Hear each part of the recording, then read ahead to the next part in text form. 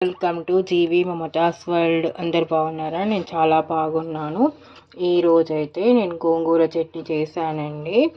నిల్వ పచ్చడి ఎండుమిర్చితో చేశాను.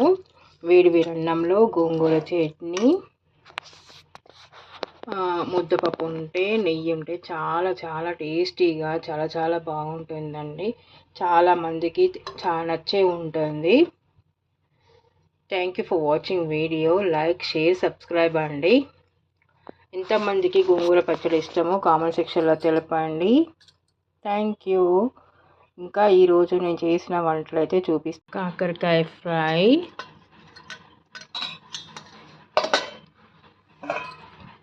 చారు, మా తెలంగాణ సైడ్ చారు అంటాము, కొందరు పచ్చి పులుసు అని కూడా అంటారు. చారు చేశాను. మీకు ఎలాంటి వీడియోస్ కావాలనేది కామెంట్ సెక్షన్లో తెలిపితే చేయడానికి ట్రై చేస్తానండి.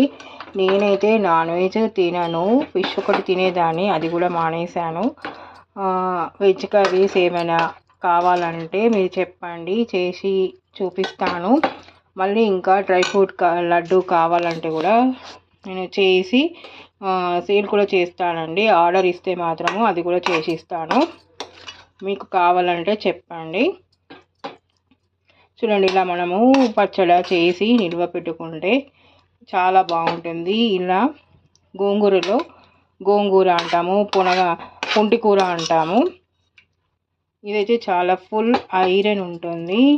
నోరు టేస్ట్ లేనప్పుడైతే ఇది చేసుకొని తింటే చాలా బాగుంటుందండి. Thank you. ఇంకా థ్యాంక్ యూ చాలాసార్లు చెప్తున్నా అనుకుంటున్నారు కావచ్చు. నాకైతే ఇక మరి అలాగనే వస్తుంది. ఇంకా మీరేం చేశారో చెప్పండి, మీరేం వంటలు చేశారో చెప్పండి. చూడండి, ఒక బాక్స్ వరకు అయితే అయింది. ఎండుమిర్చితో చేశానండి. ఇక చాలా రోజుల వరకు నిల్వ కూడా ఉంటుంది.